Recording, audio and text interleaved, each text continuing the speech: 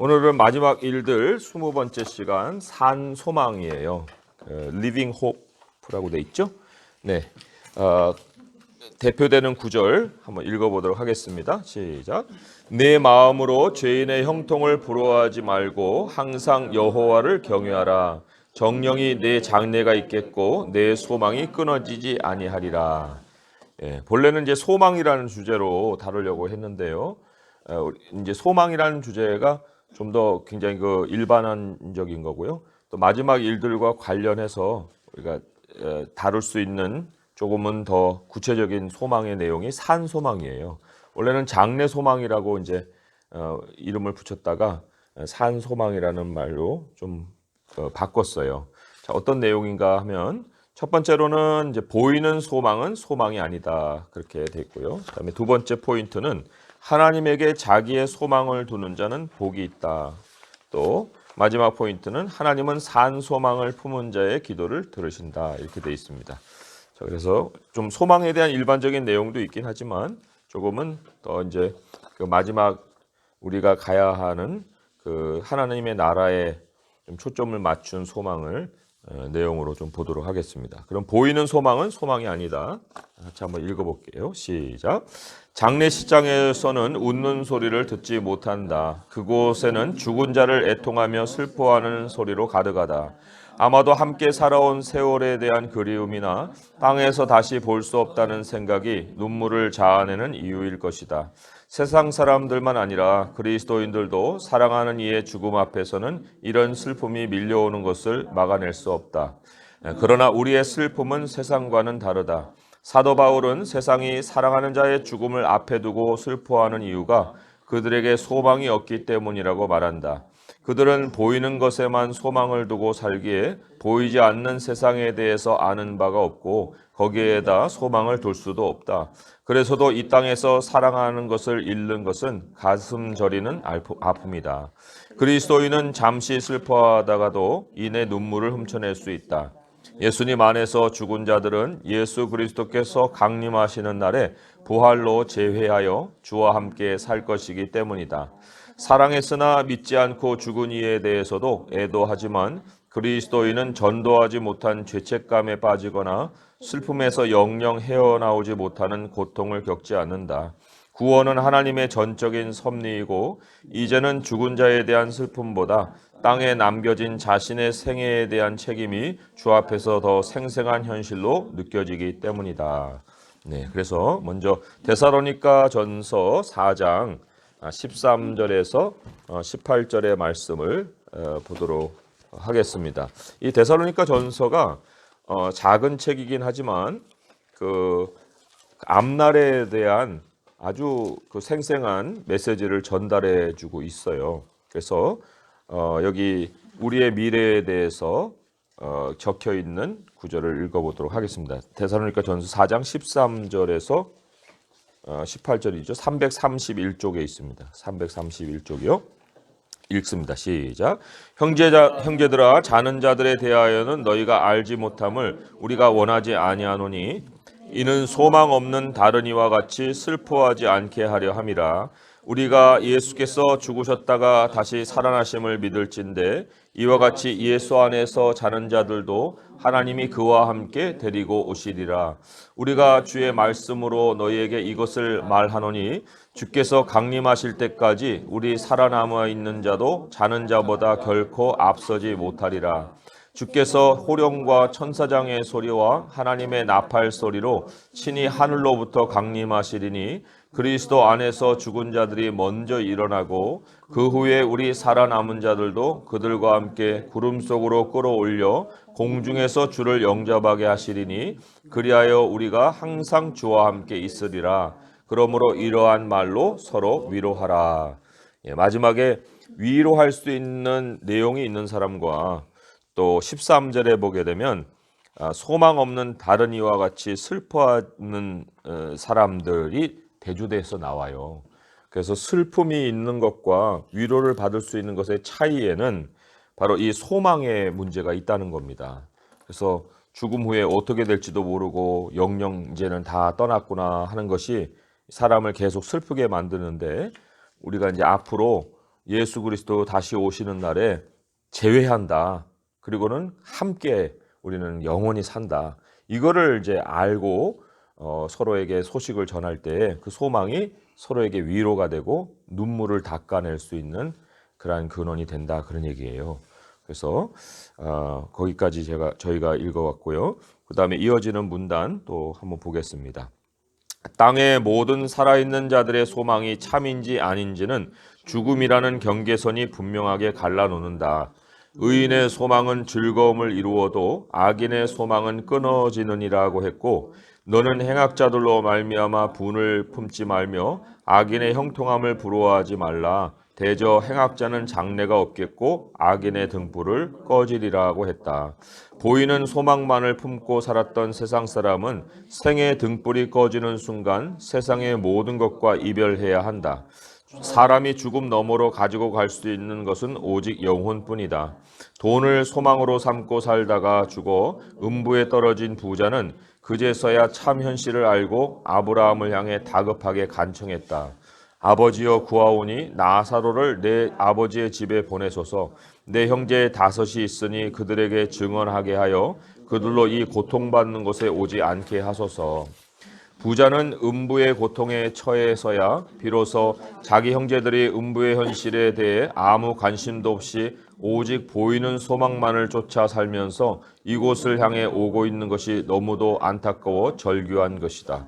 사도 바울은 만일 그리스도 안에서 우리가 바라는 것이 다만 이 세상의 삶뿐이면 모든 사람 가운데 우리가 더욱 불쌍한 자이리라고 했다. 그럼에도 불구하고 얼마나 많은 신자들이 이 세상의 삶을 소망으로 삼고 수고를 쏟고 있는지 모른다. 그들은 소유를 더 쌓아야 인생 성공이고 행복인 줄 안다. 하지만 사는 데 필요한 것은 쌓은 재산에서 나오지 않고 하늘에 계신 하나님에게서 내려온다. 소유하고 있는 재물은 나누고 비워야 더 채움을 받을 수 있다. 계속 쌓기만 하면 모든 것을 많이 쌓았다고 생각하는 순간 인생의 종말이 찾아올 수 있는 것이다. 그래서 디모데전서 6장 말씀을 또 한번 찾아볼게요. 우리의 공급처가 어딘가 하는 것을 잘 가르쳐주는 그러한 말씀이기도 합니다. 342쪽에 있어요. 디모데 전서 6장 17절에서 19절이죠. 읽어봅니다. 시작. 내가 이 세대에서 부한 자들을 명하여 마음을 높이지 말고 정함이 없는 재물에 소망을 두지 말고 오직 우리에게 모든 것을 후히 주사 누리게 하시는 하나님께 두며 선을 행하고 선한 사업을 많이 하고 나누어 주기를 좋아하며 너그러운 자가 되게 하라. 이것이 장래에 자기를 위하여 좋은 터를 쌓아 참된 생명을 취하는 것이니라. 네, 분명하게 이 말씀에 확인이 되어 있지만 재물은 정함이 없다 그랬어요. 정함이 없다. 그러니까 고정되어 있지 않고 유동적이라는 거예요. 흘러올 때는 흘러오지만 막힐 때는 막힐 수도 있고 그것에 마음을 두다가는 우리가 완전 정신이 이상해질 수 있는 정도로 그렇게 아주 굉장히 가변적인 건데 우리에게 공급처는 어디입니까? 우리에게 모든 걸 후히 주사 누리게 하신 하나님이라고 그랬죠. 그래서 또 하나님이 필요에 따라 우리의 삶의 것을 채워주신다고 했고요. 그리고 체험을 받는 것을 통해서 우리가 두 가지를 실천을 할 수 있어요. 뭐냐면 하나는 나눔이고 하나는 우리의 성품을 키워가는 거예요. 그죠? 그래서 선한 사업도 하지만 너그러움도 키워갈 수가 있습니다. 그러니까 우리가 풍족하지 않으면 인색함이라는 환경 속에서만 살다 가버리는 거예요. 그러나 우리 하나님이 우리에게 늘 채워주시는 것이 공급이 되면 이 나눠도 되겠구나. 또 하나님 채워주시겠구나. 이런 마음을 가지게 되거든요. 그래서 이 너그러움이라는 것이 내 안에 자리를 하는 거죠. 그러니까 돈이 많다고 너그러워지는 게 아니고요. 하나님의 공급하심에 확신을 갖는 사람은 너그러운 마음을 가질 수가 있다. 이게 이제 또 성경이 확인해 주는 바예요. 자, 그러면 그 뒤에 있는 한 문단도 같이 읽어볼게요. 시작. 거듭난 그리스도인은 보이는 소망을 소망으로 가질 수 없다. 그 이유는 그리스도인은 거듭나는 순간 하나님이 그 마음을 하늘에 간직된 것을 바라는 산 소망으로 채우시기 때문이다. 거듭난 그리스도인이 땅의 것을 생각한다면 그것은 잠시 정욕으로 미혹을 당했거나 아니면 원래부터 거듭난 것이 아니다. 전자이든 후자이든 당하는 결과는 하나님의 진노이다. 전자에게는 하나님의 징계가 임하고 후자에게는 마지막 때 무서운 하나님의 형벌이 임한다. 예, 산소망이라는 단어 자체가 나오는 말씀이 베드로전서예요. 그래서 뭐가 산소망이고 그 소망은 언제 우리에게 주어진 것인가 할 때 그 순간을 이제 거듭남으로 얘기를 하고 있다는 겁니다. 그래서 베드로전서 377쪽에 있어요. 377쪽 베드로전서 1장 3절에서 4절의 말씀 같이 한번 읽어볼게요. 시작. 우리 주 예수 그리스도의 아버지 하나님을 찬송하리로다. 그의 많으신 긍휼대로 예수 그리스도를 죽은 자 가운데서 부활하게 하심으로 말미암아 우리를 거듭나게 하사 산 소망이 있게 하시며 썩지 않고 더럽지 않고 쇠하지 아니하는 유업을 있게 하시나니 곧 너희를 위하여 하늘에 간직하신 것이라. 네, 우리 말 성경에는 우리를 거듭나게 하사 산 소망이 있게 하셨다 이렇게 돼 있지만 영어 성경을 참고해 보시면 알겠지만은요, 산 소망으로 거듭나게 하셨다 이렇게도 돼 있어요. 산 소망으로 거듭나게 하셨다. 그러니까 우리 하나님이 우리에게 새 생명을 줄 때에는 그 생명이 굉장한 내용을 가지고 있는 거예요. 예, 살아있는 소망으로 우리의 그 사는 영역을 옮겨 주셨다는 거예요. 그게 바로 거듭남이거든요. 근데 그 산 소망의 그 구체적인 내용은 바로 4절의 말씀이죠. 썩지 않고 더럽지 않고 쇠하지 않는 유업을 있게 하시고 그것이 하늘에 간직돼 있다. 그래서도 우리의 진짜는 하나님의 나라에 있고 또 그 하나님의 나라에 있기 때문에 우리가 땅에서 보이는 것에 소망을 두지 않고 보이지 않는 하나님의 나라로 가게 하신다. 그게 바로 거듭남의 이제 의미인데 그걸 모르고서 세상의 것을 만지작거리면 하나님의 사람에게는 징계가 있고 세상 사람에게는 무서운 형벌이 있다는 게 성경의 전체적인 메시지예요. 그래서 왜 내게 이러한 어려움이 찾아왔어요 하고 할 때 여러 의미들과 이유를 찾아볼 수 있지만 그중에 대표적인 것이 하나가 또 우리의 마음이 땅에 기울어 있었기 때문이다. 이것을 또 원인으로 찾아볼 수 있다는 거죠. 자, 그러면 질문입니다. 이 세상 누구보다도 바라는 것을 더 많이 이루어도 왜 끝내는 무익하게 되는가? 이런 질문이에요. 보이는 소망에 대하여서 이루고 싶은 건 다 이뤘단 말이에요. 그런데 그 보이는 소망의 끝은 항상 허무함으로 끝난다. 왜 그럴까? 거기에 굉장히 중요한 단어 하나가 나와요. 그거를 한번 확인해 보겠습니다. 전도서 2장 9절에서 11절입니다. 전도서 2장 9절에서 11절 읽어볼게요. 시작. 내가 이같이 창성하여 나보다 먼저 예루살렘에 있던 모든 자들보다 더 창성하니 내 지혜도 내게 여전하도다.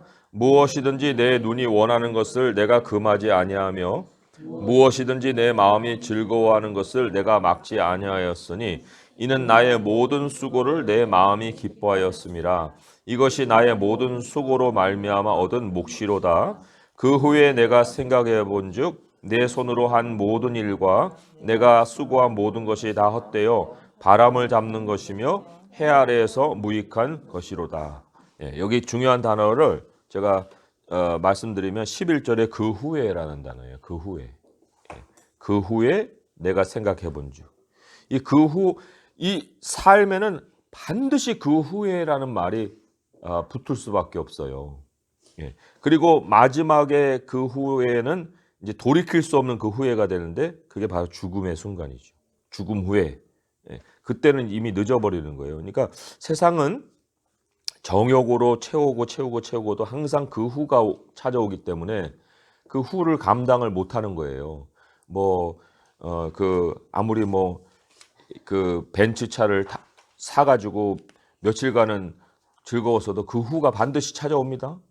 어느 날 갑자기 아침에 일어났는데 그 차 갖고는 안 되겠다는 그 생각이 다 오는 거죠. 그게 이제 세상의 소망이 주는 허무함이다. 그렇게 솔로몬이 얘기를 하고 있습니다. 자, 그러면 그 이제 우리는 어떻게 소망을 가져야 되느냐? 두 번째 포인트는 하나님에게 자기의 소망을 두는 자는 복이 있다. 이렇게 돼 있어요.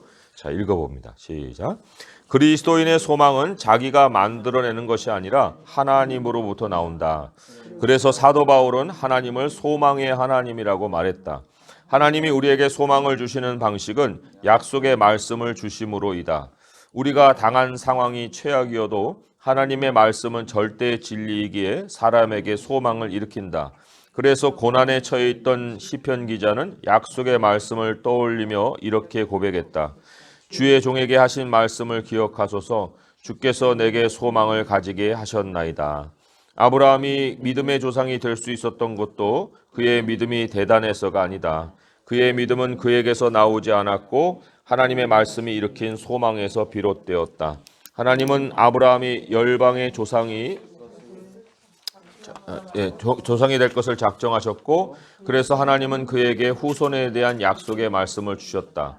이 말씀은 아브라함에게 소망을 일으켰고, 이 소망이 그에게 믿음으로 자리를 잡은 것이다. 하나님은 계획하지 않으신 것을 말씀하시는 일이 없다. 그리고 하나님이 말씀하신 것은 반드시 작정하신 대로 이루어지고, 이것이 하나님의 약속을 받은 사람에게 소망과 믿음을 일으키는 것이다. 네, 로마서 4장 18절의 말씀 한번 또 찾아보죠. 로마서 4장 18절의 말씀이에요. 네. 자, 읽어봅니다. 시작. 아브라함이 바랄 수 없는 중에 바라고 믿었으니 이는 내 후손이 이같으리라 하신 말씀대로 많은 민족의 조상이 되게 하려 하심이라. 네, 여기 내 후손이 이같으리라 하신 말씀, 그것이 아브라함에게 주어져서 바랄 수 없는 중에 소망이 생겼고 그게 믿음이 생긴 거예요. 그러니까 소망과 믿음은 그 근원이 말씀입니다. 근원 없는 믿음과 소망을 가질 수가 없는 거예요.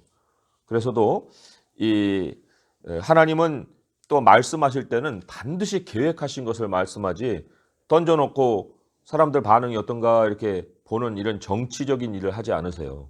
그래서도 일단 선포된 거는 그 모든 것은 다 이루시려는 그 작정된 뜻이라는 거예요. 그래서 말씀을 우리가 받는 것이 얼마나 중요한가, 말씀을 알고 소망을 갖는 것이 얼마나 중요한가 하는 것을 또 확인을 해볼 수가 있습니다. 자, 그러면 이게 개인만 적용되는 게 아니고요. 교회도 마찬가지인데 한번 읽어봅니다. 시작. 복음이 일으키는 소망은 교회일 수 있는, 오늘 좀 오타가 많이 있네요. 복음이 일으키는 소망은 교회가 교회일 수 있는 필수 요소이기도 하다. 복음의 소망은 예수 그리스도의 피로 이루신 화평이 만물과 우리를 하나님과 화목하게 하고 그럼으로써 우리를 하나님 앞에 거룩하고 흠없고 책망할 것이 없는 자로 서게 하신다는 것이다. 예수 그리스도의 희생으로 말미암아 이루어질 장래에 대해 성경이 선포하는 모든 복된 소식이 복음의 소망이다. 교회는 이 소망에 대한 확신과 자랑을 굳게 잡고 있어야 하고 그리할 때에 그리스도의 집이다. 교회는 이 소망에 관한 이유를 묻는 자에게는 대답할 것을 항상 준비하고 있어야 한다. 그래서 이 소망과 교회의 정체성이 연결되어 있습니다. 이런 말씀을 저도 확인하면서 상당히 많은 것을 또 생각하고 깨닫게 됐어요. 근데 히브리서 3장 6절의 말씀을 한번 볼게요. 히브리서 3장 6절의 말씀이에요. 355쪽에 있습니다. 355쪽.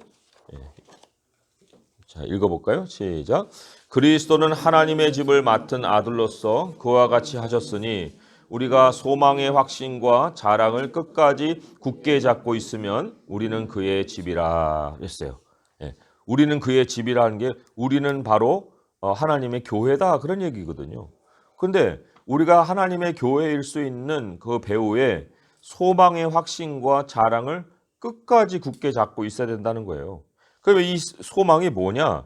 이 소망이 바로 앞에서 제가 잠깐 요약을 했지만은 하나님이 예수 그리스도를 통해서 모든 만물과 우리를 화목하게 하시고 우리를 그 앞에 책망할 것이 없는 자로 세우신다는 그 내용이에요.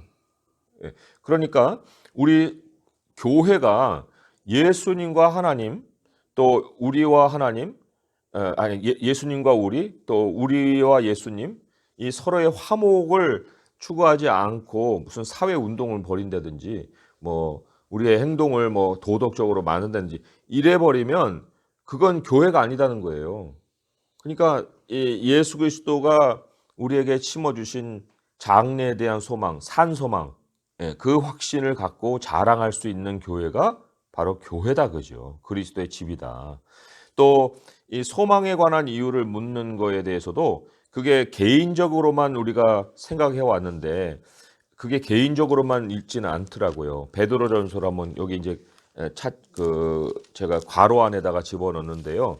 거기에 보면은 그게 성경에 이제 너희라는 말로다가 그 소개가 됐어요.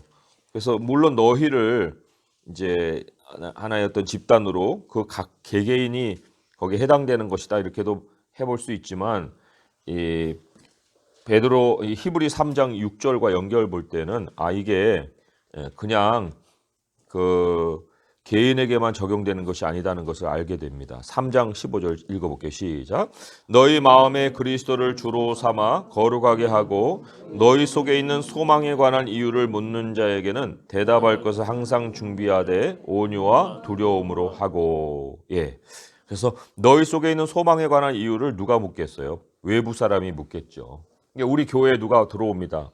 이 교회는 무엇을 바라보는 거예요? 할 때 우리가 이 교회가 갖는 소망에 대한 확신을 얘기를 해줄 수 있어야 되는 거예요. 우리 교회는 진리와 기둥, 진리의 기둥과 터로 세우고 있는 그리스도의 몸이에요. 우리는 이 땅을 소망 삼지 않습니다. 보이는 소망이 아니에요. 우리는 하나님의 나라로 함께 가는 여정 중에 하나님을 섬기고 있는 교회입니다.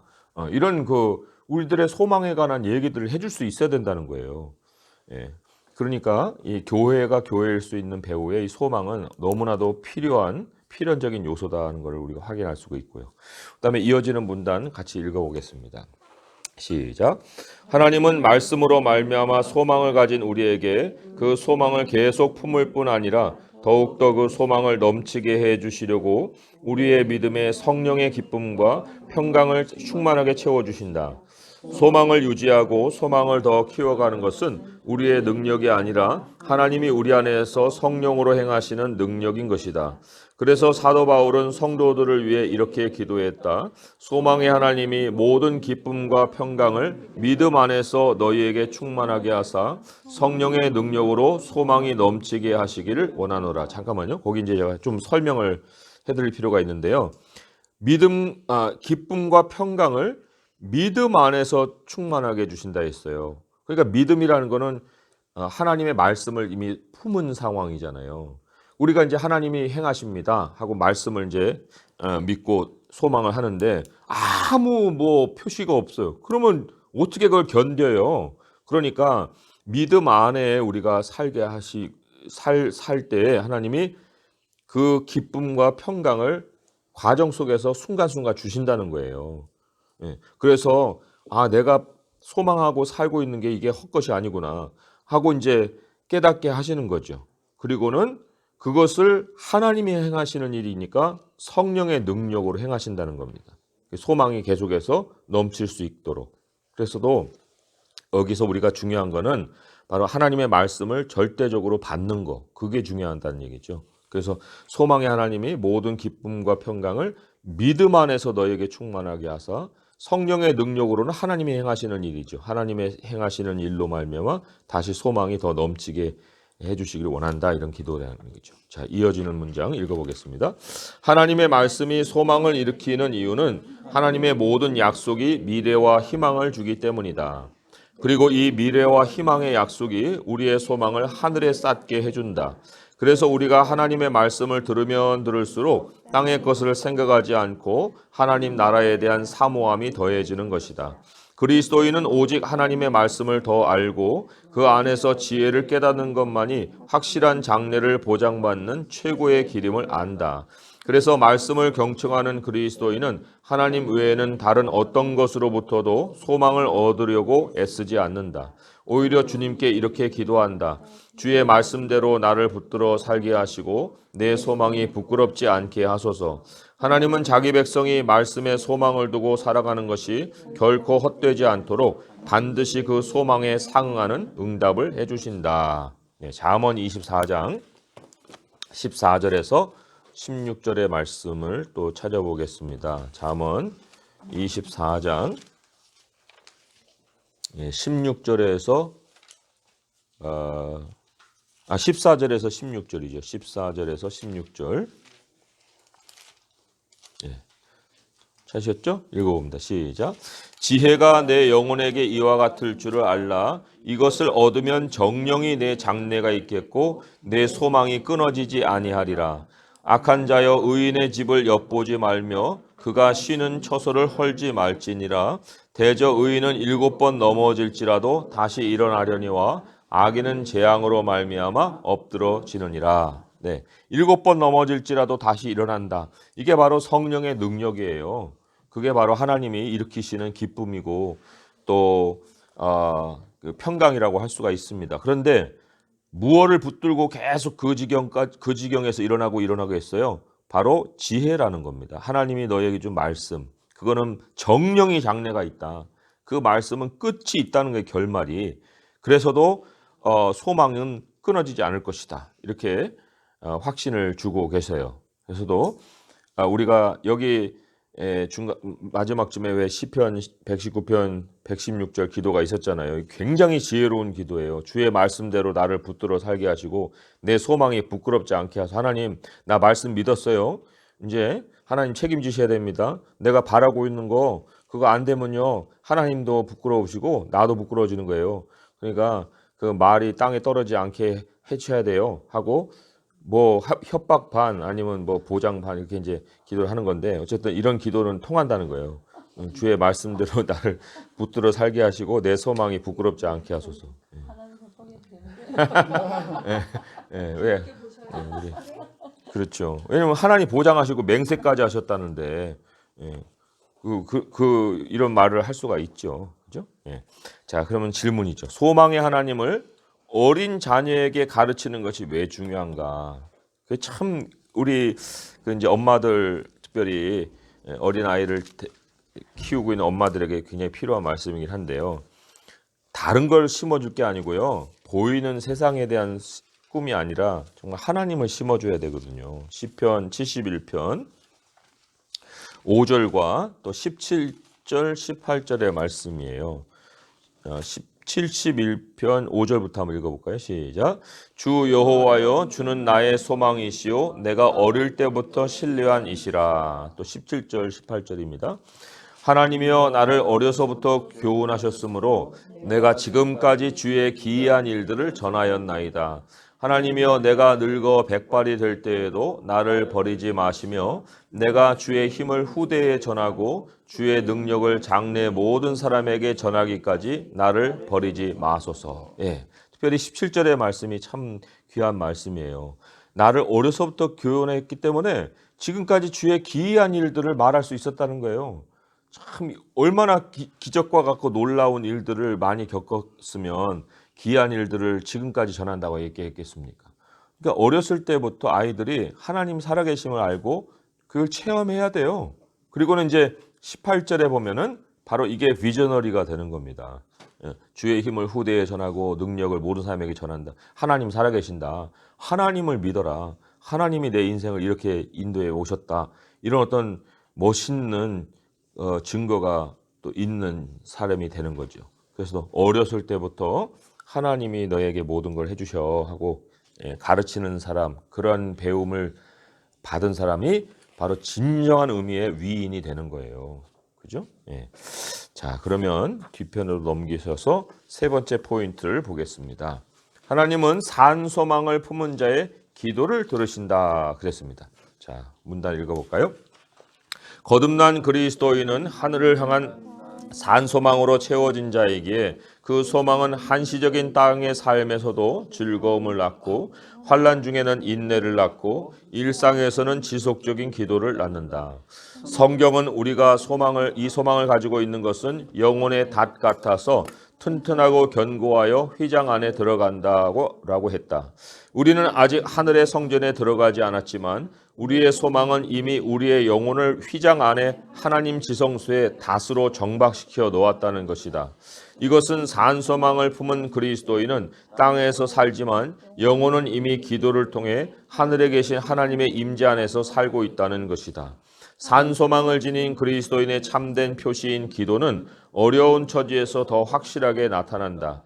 참 과부로서 외로운 자는 하나님께 소망을 두어 주야로 항상 간구와 기도를 하거니와 향락을 좋아하는 자는 살았으나 죽었느니라고 했다.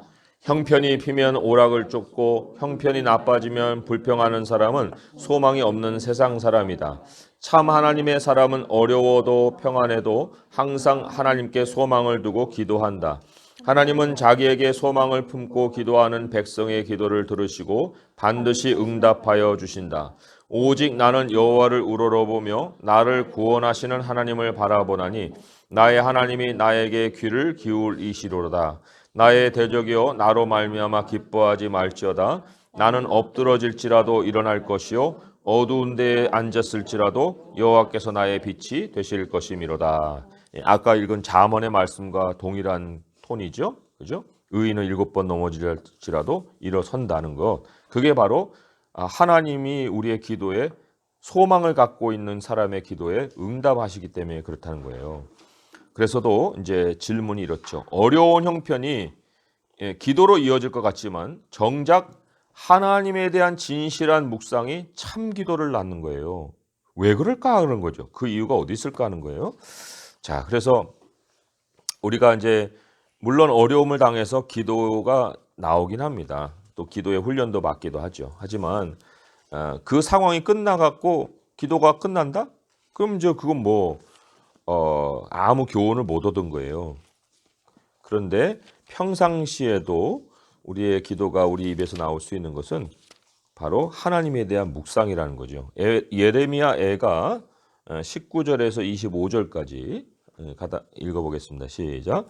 내 고초와 재난 곧 쑥과 담즙을 기억하소서. 내 마음이 그것을 기억하고 내가 낙심이 되오나 이것을 내가 내 마음에 담아두었더니 그것이 오히려 나의 소망이 되었사옴은 여호와의 인자와 긍휼이 무궁하심으로 우리가 진멸되지 아니함이니이다.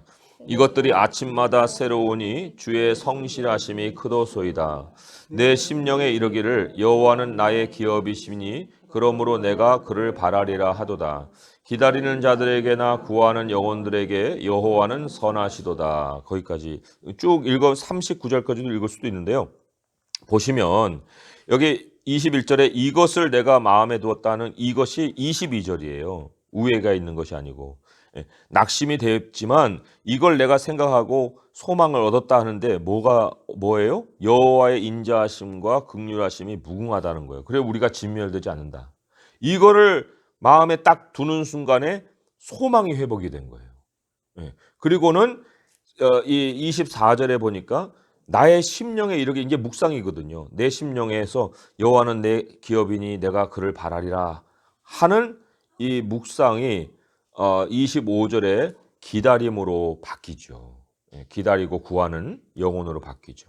그래서도 우리가 도대체 기도가 어디서 나오냐 할 때 어려운 형편에서 나오는 것이 아니라 하나님에 대한 진실한 묵상에서 나온다 하는 것을 다시 한번 확인해 볼 수가 있어요. 그래서 이 마지막 일들 시리즈가 이제 한 26, 7편이면 마칠 텐데 그런 다음에는 기도를 저희가 주제로 다룰 거예요.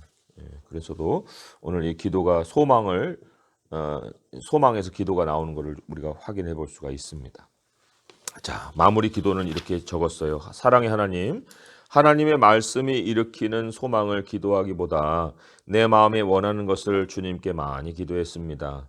주님은 우리가 주님의 뜻대로 드리는 기도를 들으신다고 하셨는데 이 말씀을 경솔히 여기고 무엇이든 마음에 원하는 것을 모두 구하는 것이 기도라고 생각했습니다. 이제는 주님의 말씀에서 얻은 소망을 따라 기도하길 원합니다. 주님의 지혜를 얻어서 기도하길 원합니다. 주님의 말씀에 의지하여 기도하길 원합니다.